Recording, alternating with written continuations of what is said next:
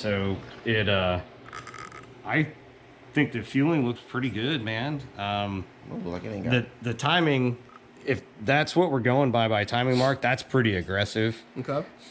But on the side, we got right there, so that it's kind of hard to tell where the timing mark actually is. You know, I've seen where you'll kind of think it's this down here in the bend, but then you put another couple degrees in it, and the real timing mark will appear out here on the tip and start going that way. So it's either still really conservative, or it's that's pretty ragged edge if that's really where it is. Okay. So I can pull the other side out and we'll see what it looks like. I mean, you should probably put another 5 degrees in it and we'll make a pull. I know, right? Hail Mary. Yeah. If anything, you know, I think I could put 1 degree or so in it. But again, we're at the end of where I've ever pulled it before. Yeah. And we got a Turbo 400 now, which is different. Yeah, let's check the other one. Yeah.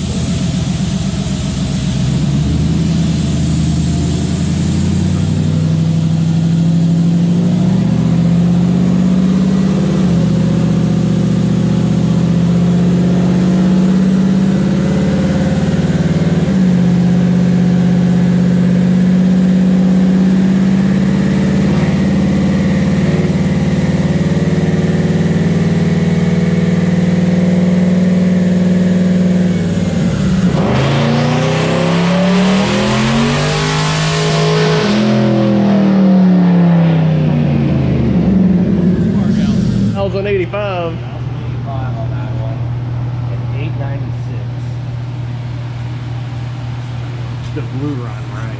The boarded right there. Yeah, so it was down all the way, but it is fatter and it's got a little less timing in it, so.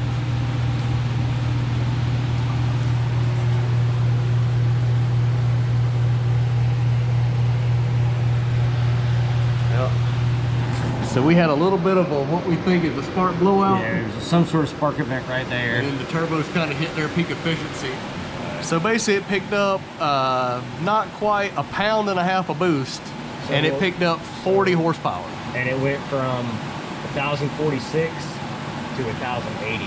So it picked up 35 horsepower on 1.5 pounds. That's about right. With so 2 degrees we were talking about what's the boost efficiency, but it has less timing now. I mean, it went from 17 degrees to 15 degrees. So yeah, 22 horsepower per pound of boost. 22.5 per pound of boost. Yep. Pretty efficient. I've seen worse. At this level, right? Yeah. So I know I can leave it at the first setting, go to the track, pull out 1 or 2 degrees to be safe, and drive this thing all day long and be making 1,050 at the tires. And with your air conditioning and air conditioning, power steering, 18-inch wheels on the front. Who wants some? Right? Come on. I feel better, man. I feel better. Look, he told me to be happy with 950 last time I was here, and I was like, man, this car makes more than that. I can't leave on that. So right under 1,100 with a turbo 400 transmission, I'm not upset with that at all. I'm not upset with that. I feel like with a 6-speed, it would have made 1,250. Agreed. Yeah. Agreed. Anyway, all right. Till next time. That's Yeah. Fucking badass, man. Just a bad ride. Speaking of bad rides, I've not talked about his car up here on the left. But if you go check out his channel, you'll know why he's got this big ass intercooler on the front hanging out like that. Pretty standard sellout build anymore, man. Turbo LS and a Fox. I thought it was a Coyote. You got that Coyote cover to stick on it to fool everybody. It is LS, Turbo LS and a Fox, Turbo 400 transmission. So pretty much the sellout. Now what size LS is it? It's a 5.3. And what size are your turbos? Are 1 or 2? It's a twin turbo. They're GT35. There they are. They're kind of tucked up in the corners. Yeah. Right in there. Nice. And are you revealing what it runs at the track, sir? Or is it a secret? Sure. No, it's not a secret. All right. In the 8th mile, the car's been 5.4 at 126. Now wait a minute. That's a 5.4. He didn't say a 9. He said a 5.4. Yeah. And that was with these wheels on the front. You sent me the video. Yep. It went with these 17-inch Cobra wheels, heavy-ass wheels. It had a what kind of 60-foot? It's been 124. Nice. Yeah, thanks.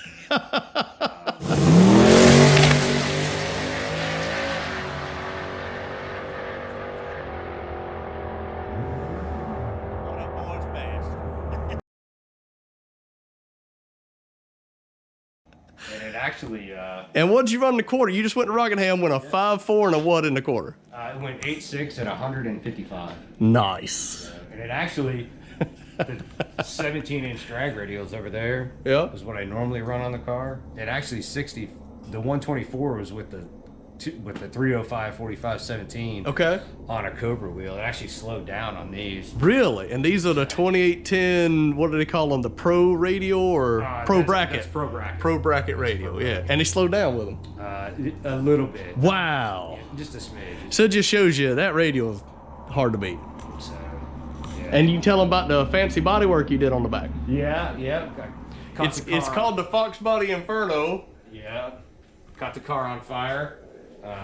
Kicked the rod at about 150 miles an hour at the end of the quarter mile at Z-Max in Charlotte. Had some oil come out of the engine when it broke the rod, and the oil hit the hot turbo plumbing and caught on fire. So the Yikes. fireballed out the back at 150 mile an hour. Running a high 8-second quarter mile when the car catches on fire, that's always exciting. Yeah, 9.0 that passed. But, Oh, okay. Because it blowed up before the end of the quarter, right? 9.0 at 148 on fire. That rod had enough. Yeah. That's awesome, man. Thanks, man. That's awesome. See, you're like me. We love these sleeper cars that look like pretty much stock. You can't see it's on lid, but it's got a flat stock hood on it. Yeah. And It's, very much a street car as well, you know, full interior, heat and air. Nice. Yeah, all that stuff. So yeah, that's what I love about street car. You can make a race car look fast, but a street car look fast but actually be fast is an accomplishment. So Yeah. fast is relative, man. They're always How fast do you want to go? Yeah. How much money you got? always somebody faster. That's awesome, man. Well, I appreciate you letting me hang out over here. Again, I had to redeem myself. The tracks are closed. It's the end of November. Can't find anywhere to go run the car, so we figured let's make a pull on the dyno and have something to talk about over the winter. So now we got it, right? Right on. Thanks, man. That's pretty cool.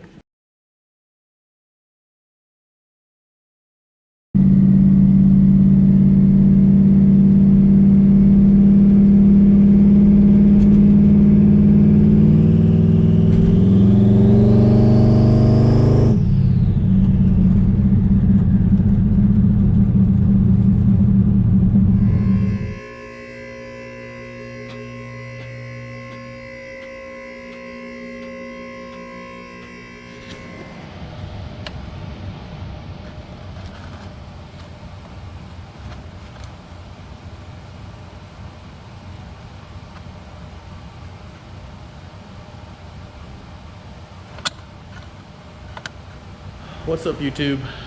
So it's the next day. I'm back with the TTSaleen. Last night I was over at Josh Kinsey's house.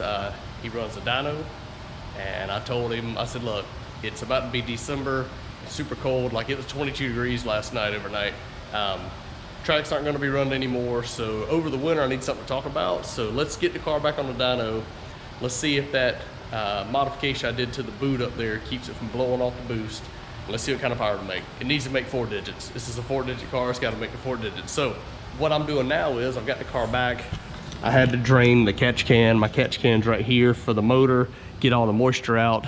And now I'm about to take these little dumps off right here and put my full exhaust back on because the car is really loud driving around. It sounds cool. You can hear the turbo spooling, which is really neat, but it is super loud. And because I've done everything I want to do with the car at this point, the tune's spot on. So the first pull I had at 28 pounds. It made right at 1,050 at the tires.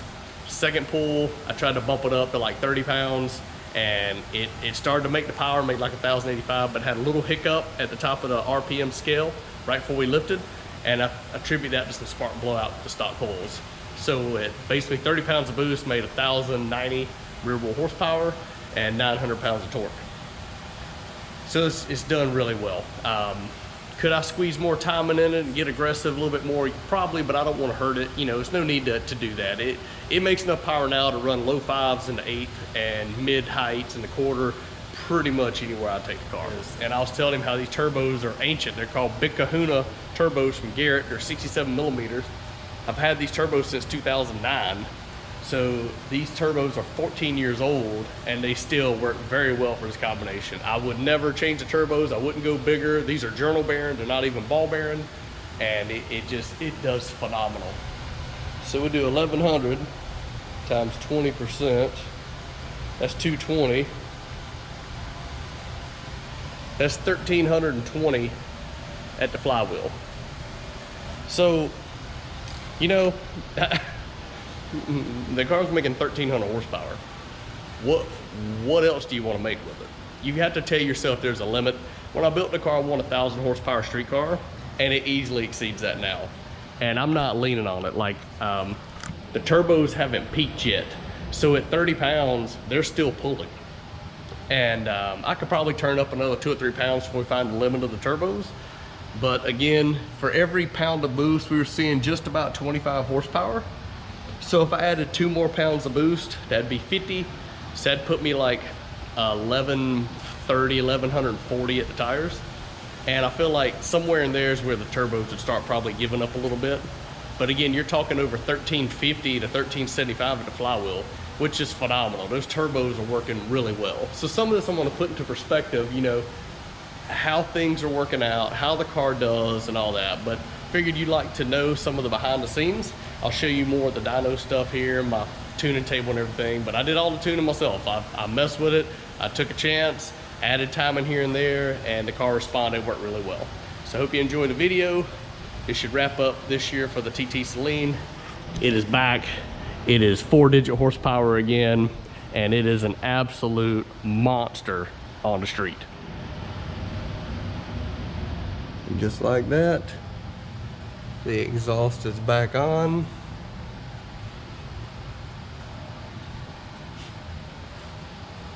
All the way out to the tailpipes.